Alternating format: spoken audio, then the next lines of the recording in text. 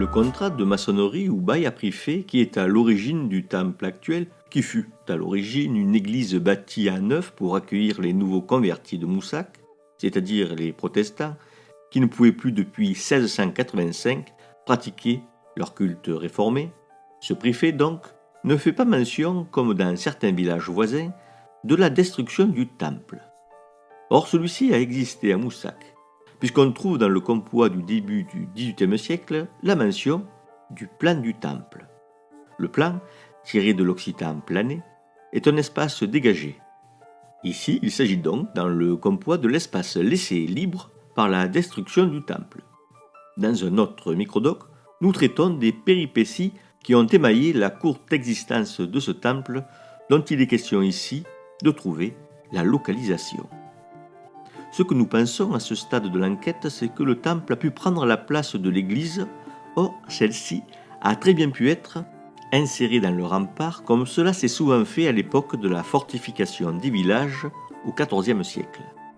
En effet, ces grands travaux, où des murailles de 5 à 6 mètres de hauteur étaient élevées avec un certain nombre de tours, ont été l'occasion, souvent, dans nombre de villages de rebâtir une église très vieille. Pour des raisons pratiques et des raisons d'économie, on les appuya sur la muraille du lieu en reconstruction. Partons à la recherche de ce temple. Dans le compois du début du XVIIIe siècle, plusieurs maisons voisinent avec ce plan du temple.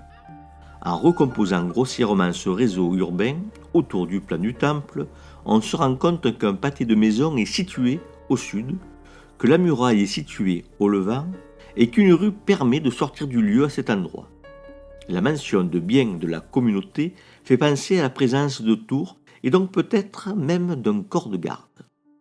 Enfin, une longue rue limite le dit quartier à l'ouest. Pour replacer ce quartier sur le plan cadastral, il nous faut considérer le compois dans son ensemble. À vrai dire, il est différent de celui de 1619 où nous pouvons retracer la déambulation de son auteur puisqu'il passa de maison en maison à partir de l'entrée sud du village, entrée majeure supposée du village dans un autre microdoc. On voit donc au début du XVIIe siècle l'arpenteur remonter la rue, passer à l'ouest du château, puis revenir par le nord et redescendre vers le sud par l'autre côté. Au début du XVIIIe siècle, l'auteur du compois commence par enregistrer, cette fois-ci, les personnes les plus notables, le seigneur de la tour, le viguier, le lieutenant de juge, des bourgeois, et seulement ensuite, il a encadastré les simples villageois sans titre, sinon, avec celui, pour la plupart, d'être de vrais habitants, statut qui donne accès aux communaux.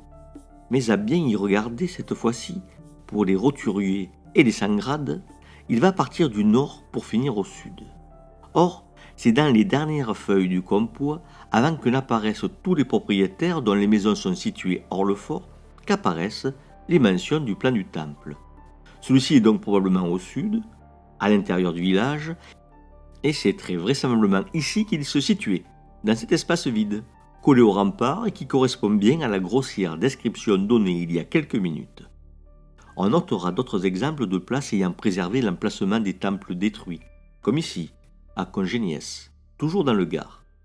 En résolvant la question de la localisation du temple à Moussac, nous résolvons peut-être d'un même mouvement la question de la localisation de l'église catholique médiévale. Mais cela est bien évidemment une autre histoire.